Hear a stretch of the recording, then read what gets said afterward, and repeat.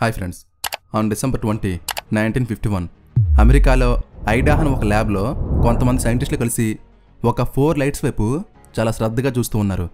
అయితే కొంచెం సేపు గడిచాక ఆ 4 లైట్స్ కూడా ఒక్కసారిగా వెలిగాయి. ఆ వెలుగును చూసిన ప్రతి సైంటిస్ట్ కంట్లో కూడా చాలా ఆనందం కనిపించింది. ఎందుకు తెలుసా? ఎందుకంటే ఆ లైట్స్ వెలిగింది కోల్ పవర్తోనో లేక ఆయిల్ పవర్తోనో కాదు, ఒక యాటమ్ని రెండుగా చీల్చడం వల్ల ఆ లైట్స్ వెలిగాయి. అంటే ఒక యాటమ్ మధ్యలో కూడా మన కంటికి కనిపించని ఏదో ఒక ఎనర్జీ ఉంటుంది. ఆ ఎనర్జీతోనే లైట్స్ వెలిగాయి. సో యాటమ్ నుండి కూడా పవర్ని జనరేట్ చేయవచ్చు అని ఆ టైంలో కనిపెట్టారు. సో అలా బయటకు వచ్చిన ఆ ఎనర్జీనే న్యూక్లియర్ ఎనర్జీ అంటాం. అయితే ప్రజెంట్ అన్నిటికంటే ఎక్కువ పవర్ని క్రియేట్ చేస్తున్న పవర్ ప్లాంట్ సౌత్ కొరియాలో ఉన్న కోరియన్ న్యూక్లియర్ పవర్ ప్లాంట్. ఇది ఒక గంటకి 7489 మెగావాట్స్ పవర్ని ప్రొడ్యూస్ చేస్తుంది. అయితే ఇదే పవర్ని మనం ఇంటికి సప్లై చేస్తే 16 కోట్ల ఇళ్లకు ఒకేసారి మనం పవర్ని సప్లై చేయవచ్చు. అంత పవర్ని ఈ ప్లాంట్ ప్రొడ్యూస్ చేస్తుంది. అయితే ఇంత పవర్ని ప్రొడ్యూస్ చేయడానికి ఓన్లీ 154 కేజీల యురేనియంని మాత్రమే యూజ్ చేస్తారు.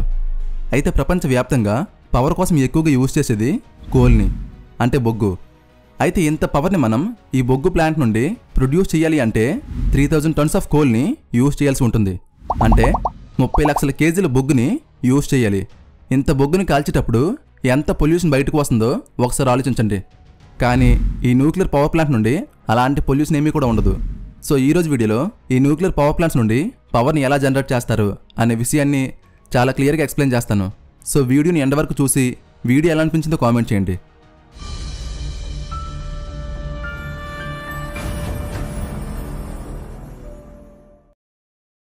ప్రతి పవర్ ప్లాంట్లో కూడా హార్ట్లో పనిచేసే ఒక భాగం ఉంటుంది.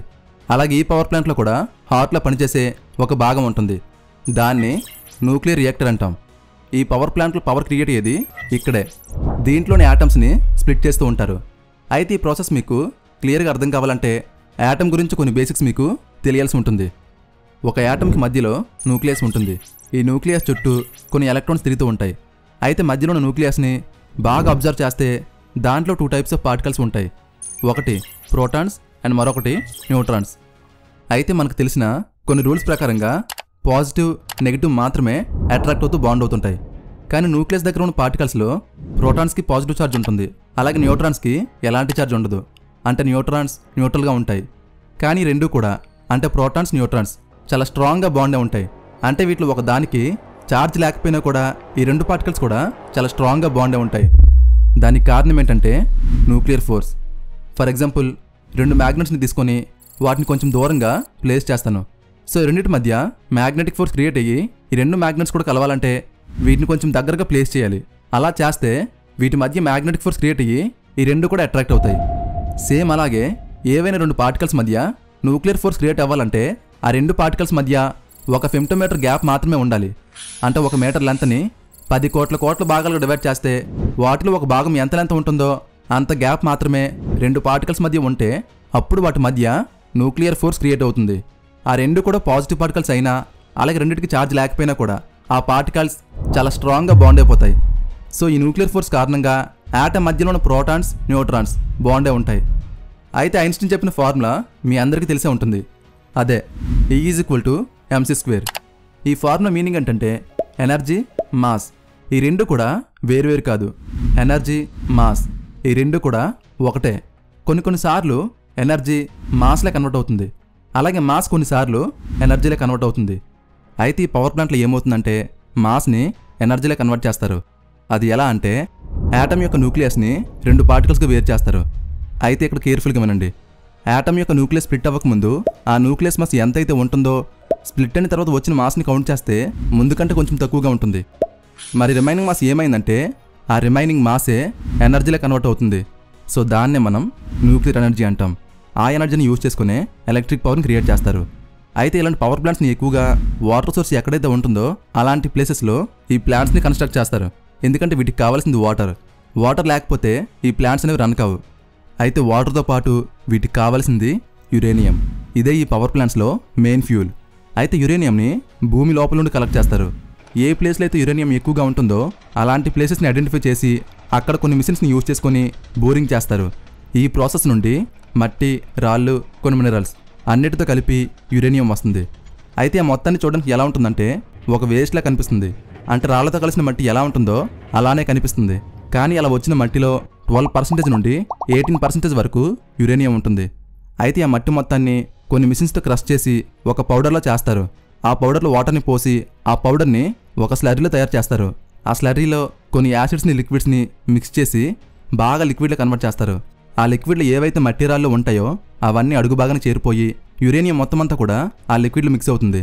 ఆ లిక్విడ్ని బాగా హీట్ చేసి ప్రెజర్ని అప్లై చేసి దాని నుండి పౌడర్ని తీస్తారు. అలా వచ్చిన ఆ పౌడర్ని సాలిడ్గా మార్చి చిన్న చిన్న ముక్కలుగా కట్ చేస్తారు. ఆ చిన్న చిన్న పీసెసే యురేనియం. ఈ చిన్న చిన్న పీసెస్ని జిర్కోనియం మెటల్తో చేసిన కొన్ని పైప్స్లో ప్లేస్ చేస్తారు. సో ఆ పైప్స్నే ఫ్యూల్ రాడ్స్ అంటాం. ఇలాంటి కొన్ని వందల పైప్స్ని కలిపి రియాక్టర్లో ప్లేస్ చేస్తారు. అయితే అక్కడ ఒక ప్లేస్లో కాలిఫోర్నియా 252 అనే ఒక రేడియో యాక్టివ్ మెటీరియల్ని ప్లేస్ చేస్తారు. సో దాని నుండి ఆటోమేటిక్గా న్యూట్రాన్స్ బయటకు వస్తూ ఉంటాయి. అయితే స్టార్టింగ్లో ఒక న్యూట్రాన్ వెళ్ళి యురేనియం యాటమ్ని హిట్ చేస్తుంది. దాంతో ఆ యాటమ్ యొక్క న్యూక్లియస్ 2 పార్ట్స్గా స్ప్లిట్ అవుతుంది. అలా స్ప్లిట్ అయిన టైంలోనే వాటి నుండి మరో 3 న్యూట్రాన్స్ బయటకు వస్తాయి. ఆ 3 న్యూట్రాన్స్ మరో 3 యాటమ్స్ని ఢీకొంటాయి. సో ఇలా చూసుకుంటే ఇది ఒక చైన్ రియాక్షన్లా జరిగి మనం ఎక్స్పెక్ట్ చేయలేనంత పవర్ బయటకు వస్తుంది. దీన్ని కనుక మనం కంట్రోల్ చేయలేకపోయామంటే ఒక న్యూక్లియర్ బాంబ్ పేలితే ఎలాంటి విధ్వంసం జరుగుతుందో అలాంటి విధ్వంసం జరుగుతుంది. సో కాబట్టి ఈ రియాక్షన్ని మనం కంట్రోల్ చేయటం చాలా ముఖ్యం. సో దానికోసం ఫ్యూల్ రాడ్స్ మధ్యలోనికి కొన్ని రాడ్స్ని దింపుతూ ఉంటారు. వాటినే కంట్రోలింగ్ రాడ్స్ అంటాం. ఈ రాడ్స్ ఏం చేస్తాయి అంటే న్యూట్రాన్స్ని అబ్జర్వ్ చేసుకొని రియాక్షన్ని స్లో డౌన్ చేస్తాయి. అయితే ఇక్కడ చాలామందికి ఒక డౌట్ వస్తుంది. అదేంటంటే న్యూట్రాన్స్కి ఎలాంటి ఛార్జ్ ఉండదు కదా, మరి ఎలాంటప్పుడు ఈ కంట్రోలింగ్ రాడ్స్ వాటిని ఎలా అబ్జర్వ్ చేసుకుంటాయి అనే డౌట్ వస్తుంది. కంట్రోలింగ్ రాడ్స్ని బోరాన్, కాడ్మియం, హాఫ్నియం ఇలాంటి ఎల్లోస్ని యూజ్ చేసి తయారు చేస్తారు. సో బోరాన్, కాడ్మియం, హాఫ్నియం ఇవన్నీ కూడా యాటమ్సే. అంటే వీటికి కూడా న్యూక్లియస్ ఉంటుంది. సో ఎప్పుడైతే రియాక్టర్లో ఉన్న న్యూట్రాన్స్ కంట్రోల్ రాడ్స్కి తగులుతూ ఉంటాయో ఆ టైంలో ఈ యాటమ్స్ అన్నీ కూడా ఎక్స్ట్రా న్యూట్రాన్స్ని వాటి న్యూక్లియస్లో కలిపేసుకుంటాయి. ఈ యాటమ్స్కి అలాంటి పవర్ ఉంటుంది. సో ఈ విధంగా రియాక్టర్లో ఉన్న న్యూట్రాన్స్ని తగ్గిస్తుంది. అలా న్యూట్రాన్స్ కౌంట్ తగ్గడం వల్ల రియాక్షన్ కూడా స్లో డౌన్ అవుతుంది. అయితే న్యూక్లియర్ రియాక్టర్లో కొన్ని పైప్స్ ఉంటాయి. ఆ పైప్స్లో కూలెంట్ ఫ్లో అవుతూ ఉంటుంది. ఆ కూలెంట్ రియాక్టర్లో జనరేట్ అయిన హీట్ మొత్తాన్ని అబ్జర్వ్ చేసుకొని ఒక ట్యాంక్లోనికి ఫ్లో అవుతూ ఉంటుంది. ఆ ట్యాంక్ని మనం హీట్ ఎక్స్చేంజర్ అంటాం. అయితే ఈ ట్యాంక్లో కూడా మరికొన్ని పైప్స్ ఉంటాయి. ఆ పైప్స్లో వాటర్ ఫ్లో అవుతూ ఉంటుంది. అయితే ఇక్కడ ఏమవుతుందంటే కూలెంట్ పైప్స్లో ఉన్న హీట్ మొత్తం ఈ పైప్స్లో ఫ్లో అవుతున్న వాటర్కి ట్రాన్స్ఫర్ అవుతుంది. దాంతో వాటర్ మొత్తం వేడిగా మారి హై ప్రెషర్ స్టీమ్లా కన్వర్ట్ అవుతుంది. ఇక్కడ ఆ స్టీమ్ టర్బైన్ బ్లేడ్స్కి తగిలి టర్బైన్స్ని చాలా స్పీడ్గా తిప్పుతూ ఉంటుంది. ఎందుకంటే కొన్ని వేల రెట్ల ప్రెషర్తో ఉన్న స్టీమ్ ఈ ప్లాంట్లో జనరేట్ అవుతుంది. సో వాటి కారణంగా ఈ టర్బైన్స్ చాలా స్పీడ్గా తిరుగుతూ ఉంటాయి. ఆ టర్బైన్స్కి ఒక సాఫ్ట్ కనెక్ట్ అయి ఉంటుంది. ఆ సాఫ్ట్ కొన్ని మెకానికల్ ఎక్విప్మెంట్స్తో జనరేటర్కి కనెక్ట్ అయి ఉంటుంది. అయితే టర్బైన్స్ చాలా స్పీడ్గా తిరగడం వల్ల వాటి కనెక్ట్ అయి ఉన్న సాఫ్ట్ కూడా చాలా స్పీడ్గా తిరుగుతూ ఉంటుంది. అదే సాఫ్ట్ ఈ జనరేటర్కి కనెక్ట్ అయి ఉంది. అంటే జనరేటర్ కూడా చాలా స్పీడ్గా తిరుగుతూ ఉంటుంది. సో ఇక్కడ తిరిగే ఫోర్స్ని మెకానికల్ ఎనర్జీ అంటాం. దాన్ని ఈ జనరేటర్ ఎలక్ట్రికల్ ఎనర్జీగా కన్వర్ట్ చేస్తుంది. ఆ ఎలక్ట్రిక్ పవర్ని ప్రతి సిటీకి ట్రాన్స్ఫర్ చేస్తారు. సో ఈ విధంగా పవర్ని జనరేట్ చేస్తారు.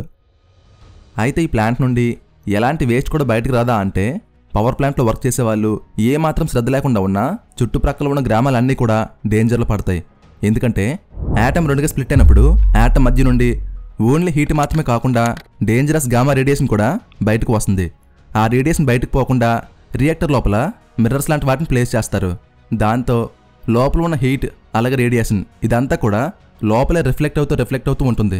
ఇన్ కేసు ఒకవేళ రేడియేషన్ బయటకు పోదామన్నా రియాక్టర్ వాల్ థిక్నెస్సే 2 మీటర్స్ ఉంటుంది. అది కూడా కాంక్రీట్తో కట్టి ఉంటుంది. సో రేడియేషన్ బయటకు పోయే ఛాన్స్ ఉండదు. అయితే ఇక్కడ ఫైనల్గా ఒక పాయింట్ చెప్పాలి. ఒకసారి రియాక్టర్లో పెట్టిన ఫ్యూల్ రాడ్స్ని 2 to 3 years వరకు అలానే ఉంచేస్తారు. అంటే ఒక్కసారి రియాక్టర్లో పెడితే వాటిని 3 years వరకు బయటకు తీయకుండా అలానే యూజ్ చేస్తారు. 3 years అయిపోయాక ఆ ఫ్యూల్ యొక్క ఎఫిషియన్సీ తగ్గిపోతూ ఉంటుంది. ఆ టైంలో వాటిని బయటకు తీయాల్సి ఉంటుంది. కానీ రియాక్టర్లో ఉన్న ప్రతిదీ కూడా చాలా వేడిగా ఉండి రేడియో యాక్టివ్గా ఉంటాయి. అంటే ఫుల్ రేడియేషన్తో ఉంటాయి. వాటిని చాలా కేర్ఫుల్గా హ్యాండిల్ చేస్తూ బాగా కూల్గా ఉన్న వాటర్ పూల్లో వాటిని పెట్టి 5 to 10 years వరకు అలానే వదిలేస్తారు.